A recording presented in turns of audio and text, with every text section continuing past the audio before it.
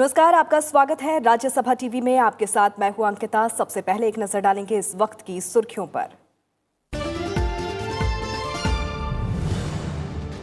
दिल्ली मुंबई की तरह अब लखनऊ और नोएडा में भी होंगे पुलिस कमिश्नर। प्रदेश की कानून व्यवस्था को लेकर उत्तर प्रदेश सरकार का बड़ा फैसला। मुख्यमंत्री योगी आदित्यनाथ ने कहा, पुलिस सुधार की दिशा में अहम कदम।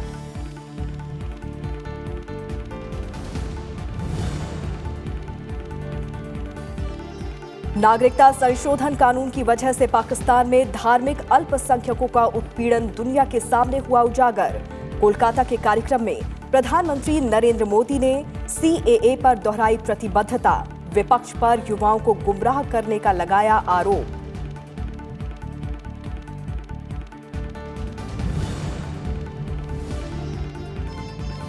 भूख और भेदभाव से मुक्त भारत बनाने की दिशा में काम करें युवा। उपराष्ट्रपति एम वेंकैया नायडू का चेन्नई में श्री राम कृष्ण विजयम में शताब्दी समारोह में संबोधन।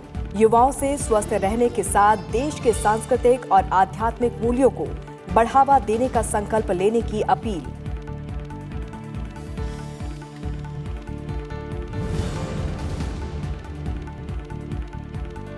लड़ाकू विमानों की कमी को पूरा करने के लिए 200 फाइटर जेट खरीदेगी सरकार।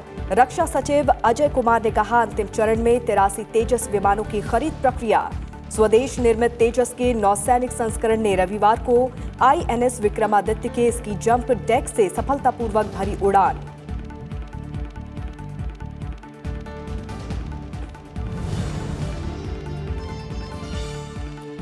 पहाड़ी इलाकों में ताजा बर्फबारी से बड़ी मुश्किलें। जम्मू श्रीनगर हाईवे पर कई जगह भूस्खलन।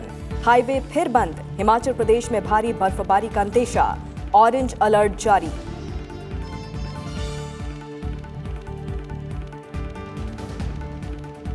उत्तर प्रदेश सरकार ने कानून व्यवस्था को लेकर बड़ा फैसला लिया है। लखनऊ और नोएडा में कमिश्नर प्रणाली लागू किए जाने पर कैबिनेट ने मुहर लगा दी है।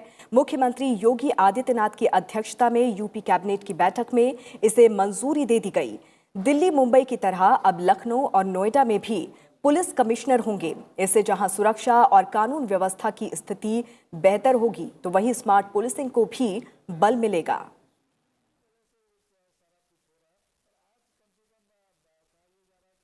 आज हमारी सरकार ने उठाया है। पिछले 50 वर्षों से बेहतर पुलिसिंग के लिए, स्मार्ट पुलिसिंग के लिए, कानून व्यवस्था के सुदृढ़ और सुरक्षा की बेहतर स्थिति के लिए जो एक मांग उत्तर प्रदेश के अंदर की जा रही थी, पुलिस आयुक्त प्रणाली की, मुझे बताते हुए प्रसन्नता है कि आज हमारी कैबिनेट ने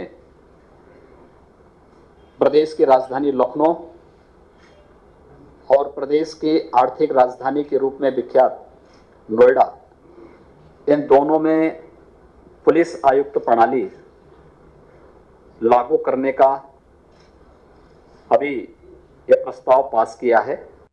मैं समझता हूं कि पुलिस कमिश्नरेट इंट्रोड्यूस हो जाने से लॉ एंड ऑर्डर की स्थिति में और क्राइम कंट्रोल, जो हमारा एक बहुत महत्वपूर्ण पहलू है, उन दोनों में हमें बहुत ही एकीकृत रूप से, एक इंटीग्रेटेड रूप से हमें काम करने में का मौका मिलेगा। और सबसे बड़ी चीज़ है कि एक छोटे से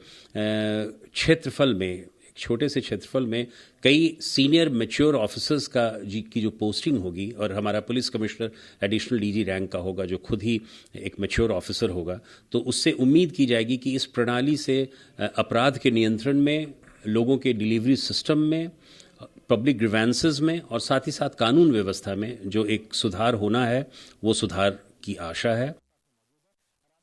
केरल के सबरीमाला मंदिर समेत अलग अलग धर्मों के धार्मिक स्थानों पर महिलाओं के खिलाफ भेदभाव से जुड़े मुद्दों पर सुप्रीम कोर्ट के 9 जजों की पीठ ने आज सुनवाई शुरू की।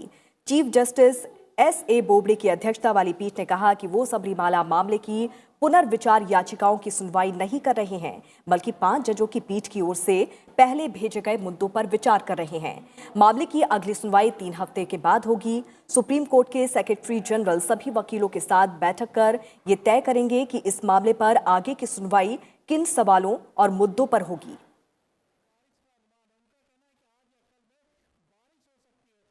प्रधानमंत्री नरेंद्र मोदी ने कोलकाता के बेलूर मठ से नागरिकता संशोधन कानून के खिलाफ चल रहे विरोध पर फिर अपनी बात रखी। प्रधानमंत्री ने कहा कि ये कानून नागरिकता लेने के लिए नहीं बल्कि देने के लिए है। सरकार ने केवल इस कानून को आसान बनाने का काम किया है। प्रधानमंत्री ने कहा कि स्पष्टता के बावजूद कुछ लोग इस कानून को लेकर भ्रम फैला रहे हैं। सिटीजनशिप एक्ट नागरिकता छीन लेने का नहीं, ये नागरिकता देने का कानून है। और सिटीजनशिप अमेंडमेंट एक्ट उस कानून में सिर्फ एक संशोधन है। ये संशोधन, ये अमेंडमेंट क्या है? हमने बदलाव ये किया है कि भारत की नागरिकता लेने की सहूलियत और बढ़ा दी है। ये सहूलियत किसके लिए बढ़ाई है? उन लोगों के लिए जिन पर बंटवारे के बाद बने पाकिस्तान में उनकी धार्मिक आस्था की वजह से अत्याचार हुआ, जुल्म हुआ। प्रधानमंत्री ने कहा कि नागरिकता संशोधन कानून आने के बाद पाकिस्तान में अल्पसंख्यकों पर हुए अत्याचार पर से पर्दा हटा है। अब पाकिस्तान को जवाब देना होगा कि उसने अल्पसंख्यकों पर जुल्म क्यों किया। कि नागरिकता कानून में हम ये संशोधन न लाते तो न ये विवाद छिड़ता, और न ये विवाद छिड़ता तो दुनिया को भी पता न चलता कि पाकिस्तान में माइनॉरिटी पर कैसे कैसे जुल्म हुए थे, कैसे मानवाधिकार का हनन हुआ, कैसे बहन बेटियों की जिंदगी को बर्बाद किया गया। ये हमारे इनिशिएटिव का परिणाम है कि अब पाकिस्तान को जवाब देना पड़ेगा कि 70 साल में आपने वहां पर माइनॉरिटी के साथ ये जुल्म क्यों किया। प्रधानमंत्री ने कहा कि नागरिकता संशोधन कानून को लेकर युवाओं में बड़ी चर्चा है। बहुत से सवाल युवाओं के मन में भर दिए गए हैं। बहुत से युवा अफवाहों के शिकार हुए हैं। ऐसे में युवाओं को समझाना और संतुष्ट करना हम सबकी जिम्मेदारी है। युवाओं के मन में बहुत से सवाल भांति भांति लोगों के द्वारा भर दिए गए हैं। बहुत से नौजवान जागरूक हैं, लेकिन कुछ ऐसे भी हैं जो अब भी इस भ्रम के शिकार हुए हैं, अफवाहों के शिकार हुए हैं। ऐसे हर युवा को समझाना भी हम सबका दायित्व है। स्वामी विवेकानंद की जयंती पर लखनऊ में 5 दिवसीय राष्ट्रीय युवा महोत्सव के शुभारंभ के मौके पर रविवार को प्रधानमंत्री नरेंद्र मोदी ने वीडियो संदेश दिया। उन्होंने देश के युवाओं से 2022 तक स्वदेशी उत्पाद खरीदने की अपील की। उन्होंने कहा कि देश के युवाओं के सामर्थ्य से नए भारत का निर्माण हो रहा है और युवा शक्ति को राष्ट्र शक्ति बनाने का व्यापक प्रयास भी दिख रहा है। युवा सोच हमें कहती है कि समस्याओं से टकराओ, उन्हें सुलझाओ। देश भी इसी सोच पर चल रहा है। आज जम्मू कश्मीर में आर्टिकल 370 हटाया जा चुका है। राम जन्मभूमि का सैकड़ों वर्षों से चला आ रहा विवाद समाप्त हो चुका है। 3 तलाक के खिलाफ कानून बन चुका है। सिटीजनशिप अमेंडमेंट एक्ट आज एक सच्चाई है। अब आप सर्जिकल स्ट्राइक भी देखते हैं, एयर स्ट्राइक भी। साथियों, हमारी सरकार युवाओं के साथ है, युवा हौसलों, युवा सपनों के साथ है। युवकों से आग्रह करता हूं, आपके माध्यम से पूरे देश में आंदोलन चले, इस अपेक्षाएं आग्रह करता हूं। क्या हम 2022 तक, बाकी आगे क्या करना देखेंगे, 2022 तक जितना संभव हो सके लोकल प्रोडक्ट्स ही खरीदें। ऐसा करके आप जाने अनजाने अपने किसी युवा साथी की ही मदद करेंगे। केंद्रीय गृह मंत्री और बीजेपी अध्यक्ष अमित शाह ने नागरिकता संशोधन कानून को लेकर साफ कर दिया कि विपक्ष चाहे जितना भी विरोध करे, उनकी सरकार पाकिस्तान, बांग्लादेश और अफगानिस्तान में धार्मिक उत्पीड़न के शिकार शरणार्थियों को नागरिकता देकर ही रहेगी। जबलपुर में रैली को संबोधित करते हुए अमित शाह ने कहा कि भारत पर जितना अधिकार मेरा और आपका है, उतना ही अधिकार पाकिस्तान से आए हुए शरणार्थियों का भी है। अमित शाह ने कहा कि पाकिस्तान ने ननकाना साहिब पर हमला कर दुनिया को बता दिया कि वहां अल्पसंख्यकों के साथ क्या व्यवहार हो रहा है। अमित शाह ने कहा कि कांग्रेस, ममता बनर्जी, लेफ्ट और अरविंद केजरीवाल सभी इकट्ठा होकर देश को गुमराह कर रहे हैं। इसी वजह से बीजेपी को जन जागरण अभियान चलाना पड़ रहा है। जितना विरोध करना है वो करो। ये सारे लोगों को नागरिकता देकर ही हम दम लेंगे। हमें कोई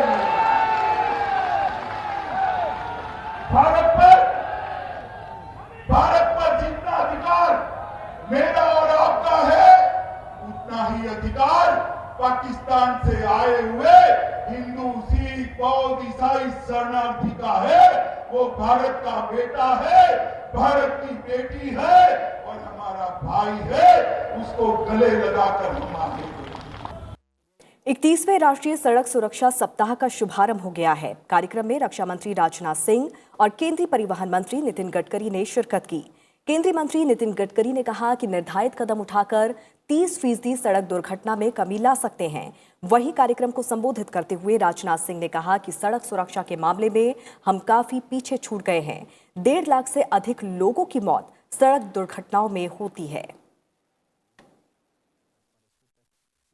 रोड एक्सीडेंट्स और मृत्यु की जो संख्या है, ये कम करना संभव नहीं ऐसा लोग कह रहे थे, पर उन्होंने इस बात को सिद्ध किया है कि ये संभव हो सकता है। कठिन है पर संभव हो सकता है और उन्होंने करीब 30% इसमें कमी लाकर दिखाई है।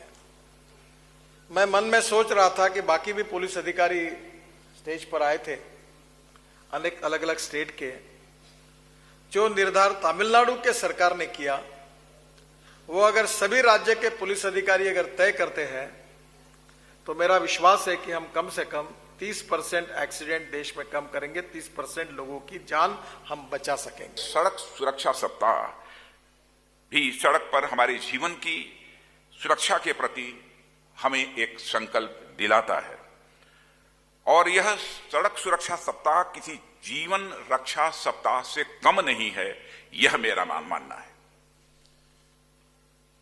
और मित्रों, यह सप्ताह हमें यह भी याद दिलाता है कि हमारा या हमारे समाज का व्यवहार सड़कों पर अब तक कैसा रहा है, हमने कौन सी ऐसी गलतियां की हैं और आगे किन गलतियों से हमको बचना है। और यह सप्ताह कई छोटी छोटी बातों के प्रति हमारे समाज और राष्ट्र को भी जागरूक करता है। जेएनयू में 5 जनवरी को हुई हिंसा मामले में दिल्ली हाईकोर्ट ने एप्पल, व्हाट्सएप और गूगल को नोटिस जारी कर हिंसा के समय का डेटा सुरक्षित रखने का आदेश दिया है। इस मामले में जेएनयू के 3 प्रोफेसर्स ने कोर्ट से 5 जनवरी का सोशल मीडिया डेटा और सीसीटीवी फुटेज सुरक्षित रखने की मांग की थी। दिल्ली के जवाहरलाल नेहरू विश्वविद्यालय में रविवार शाम नकाबपोश बदमाशों ने हमला कर दिया था। इस हमले में कई छात्र और शिक्षक घायल हुए थे।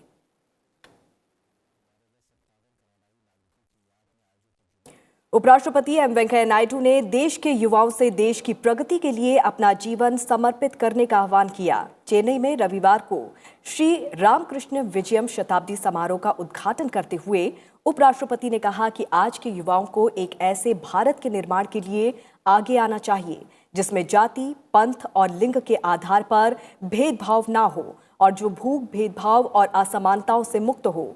उपराष्ट्रपति ने कहा कि स्वामी विवेकानंद एक समाज सुधारक थे और धार्मिक हठधर्मिता के खिलाफ थे। उन्होंने जाति और पंथ से ऊपर उठकर मानवता के उत्थान में विश्वास किया।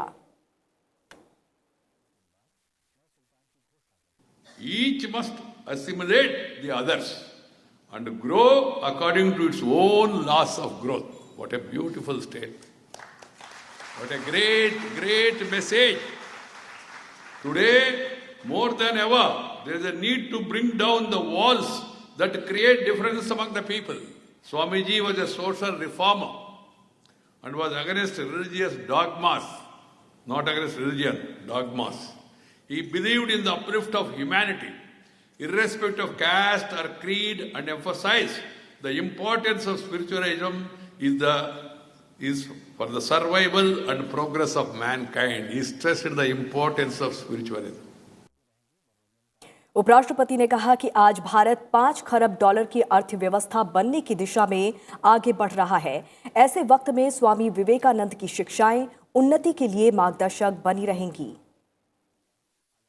His address at Chicago's World Parliament of Religions, Swamiji introduced the timeless values of our culture and its eternal relevance for maintaining peace. Peace is prerequisite for the progress. At this juncture, the timeless vision and teachings of Swami Vivekananda will continue to be the guidepost for our individual growth and collective advancement.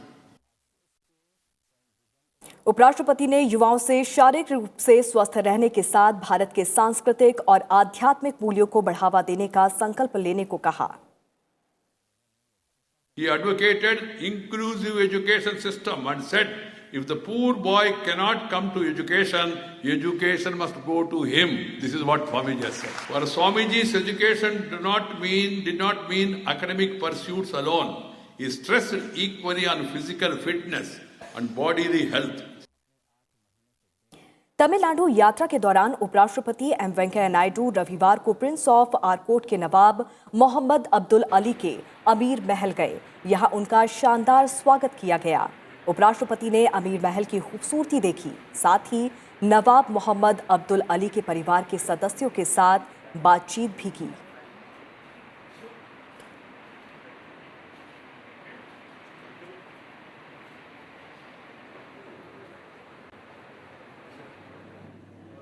Canada में भारतीय समुदाय की तरफ से आयोजित स्वागत समारोह को लोकसभा अध्यक्ष ओम बिरला ने संबोधित किया। उन्होंने व्यापार, उद्योग और सेवा समेत विभिन्न क्षेत्रों में अमूल्य योगदान के लिए कनाडा में रह रहे भारतीय मूल के लोगों की भूमिका की सराहना की। उन्होंने कहा कि भारतीय मूल के लोग भारतीय संस्कृति के दूत के रूप में भारत की मिट्टी से जुड़े हुए हैं। भारत विश्व में तेजी से अपनी एक नई पहचान बना रहा है। ओम बिरला ने कनाडा में रह रहे भारतीय समुदाय के लोगों से प्रधानमंत्री नरेंद्र मोदी के नए भारत के निर्माण के सपने को साकार करने में भागीदार बनने का आग्रह किया। उन्होंने अप्रवासी भारतीयों से अनुरोध किया कि वो भारत में महत्वपूर्ण क्षेत्रों में निवेश करके भारत और कनाडा के संबंधों को मजबूत बनाने में सकारात्मक योगदान दें। उन्होंने देश में वैश्विक निवेश के लिए अनुकूल वातावरण तैयार करने और व्यापार की सुगमता सुनिश्चित करने के लिए भारत सरकार द्वारा उठाए गए कदमों का उल्लेख भी किया। वहीं कनाडा इंडिया फाउंडेशन की बैठक को संबोधित करते हुए राज्यसभा के उपसभापति हरिवंश ने भ्रष्टाचार के खिलाफ मौजूदा सरकार की सख्त नीतियों का जिक्र किया। सामाजिक, आर्थिक और क्षेत्रीय विषमताओं को दूर करने के लिए हाल ही में सरकार की तरफ से शुरू किए गए उपायों के बारे में भी उपसभापति ने जानकारी दी। Ensuring implementation of these steps, India is not going to be the same. Number one, आप कल्पना नहीं कर सकते पिछले 2-3 वर्षों से officers at the top level under rule 56J Bharat सरकार कंपल्सरी रिटायर कर रही है, चाहे इनकम टैक्स से हो, कस्टम से हो, हायर लेवल पर हो। द रूल इज देयर, लेकिन इंप्लीमेंटेशन का स्टेप इसी सरकार को मिला। This you should keep in mind. Number 2, benami transaction, you know the corruption, हमारे महाभारत में कहा गया है महाजनों ये निगता सुप्रथा, things start from the top. इस सरकार ने टॉप लेवल पे जितने लोगों ने उसमें हमारे सिस्टम के जो भी टॉप लोग हैं, don't want to blame anybody, the system was like that, जितने टॉप पर लोग हैं जिन्होंने बेनामी संपत्ति इकट्ठा करके इस करप्शन को प्रोपोगेट किया, उसको कंट्रोल करने का कानून इस सरकार ने बनाया। आई कैन गो ऑन नैरेटिंग 2005 और 14 onwards to up to now, कितने ड्रास्टिक स्टेप्स लिए गए जो 70 वर्षों में कुछ स्टेप्स नहीं बने थे, वो इस सरकार ने लिए। I don't have time, so I will not go in details. Faceless assessment of income tax. This government has initiated. वायुसेना में कम होते लड़ाकू विमानों को देखते हुए सरकार 200 फाइटर जेट्स खरीदने वाली है। रक्षा सचिव अजय कुमार ने रविवार को कहा कि लगातार कम होते लड़ाकू विमानों की समस्या से निपटने के लिए ये कदम उठाया गया है। उन्होंने कहा कि हिंदुस्तान एरोनॉटिकल्स लिमिटेड की ओर से तैयार किए जा रहे 83 तेजस लड़ाकू विमानों की खरीद प्रक्रिया अंतिम चरण में है। रक्षा सचिव अजय कुमार ने कहा कि इन 83 लड़ाकू विमानों के अलावा 110 अन्य विमानों के लिए भी प्रस्ताव मांगे गए हैं। उन्होंने कहा कि इस तरह से कुल 200 लड़ाकू विमानों की खरीद के लिए प्रक्रिया चल रही है। इस बीच स्वदेश निर्मित हल्के लड़ाकू विमान तेजस के नौसैनिक संस्करण ने रविवार को विमान वाहक पोत INS विक्रमादित्य के स्की जंप डेक से सफलतापूर्वक उड़ान भरी। ये इस विमान के विकास की दिशा में बड़ी उपलब्धि है। इसकी जंप विमान वाहक पोत के डेक पर हल्का घुमावदार छोर होता है।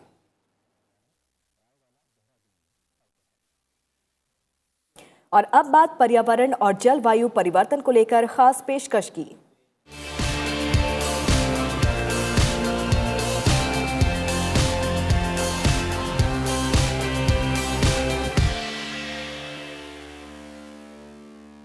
ऑस्ट्रेलिया के जंगलों में लगी भीषण आग से कई जंगली जानवरों के विलुप्त होने का खतरा मंडराने लगा है। अब तक 1 अरब से अधिक जानवरों के मारे जाने का अनुमान है।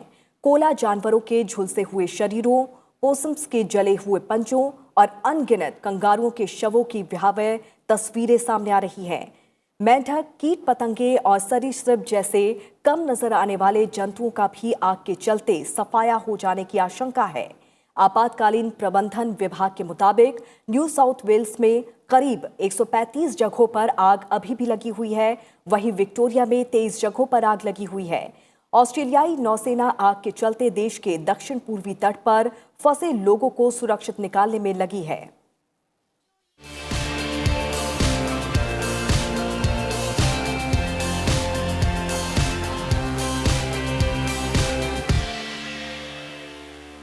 केंद्र सरकार ने ओमान के सुल्तान कबूस बिन सईद अल सईद के निधन पर आज एक दिन के राजकीय शोक की घोषणा की है।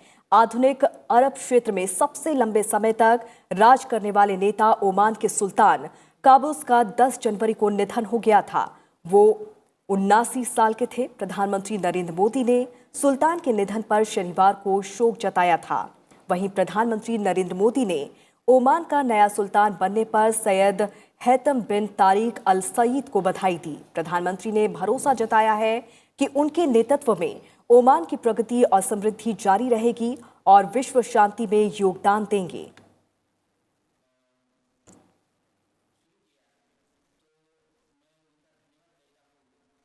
देश के हिस्सों में आज लोहड़ी का पर्व पूरे उल्लास के साथ मनाया जा रहा है। नई फसल के स्वागत में लोग जोश से भरे नजर आ रहे हैं।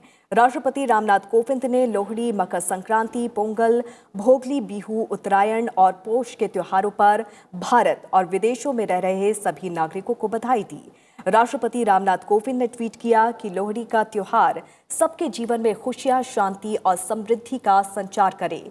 उपराष्ट्रपति वेंकैया नायडू ने ट्वीट किया कि लोहड़ी की पवित्र अग्नि हमारे जीवन में, परिवार में और समुदाय और राष्ट्रीय जीवन में प्रकाश और हमारे हृदयों में आत्मीयता की ऊष्मा लाए।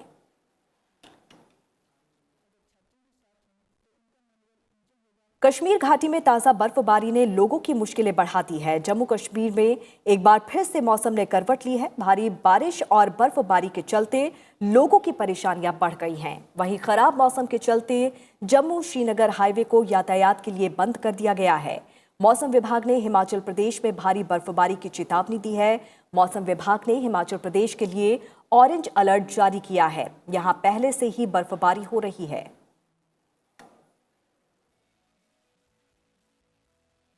और इसी के साथ इस बुलेटिन में फिलहाल इतना ही। अंत में एक नजर डाल लेते हैं देश भर के मौसम के हाल पर। नमस्कार।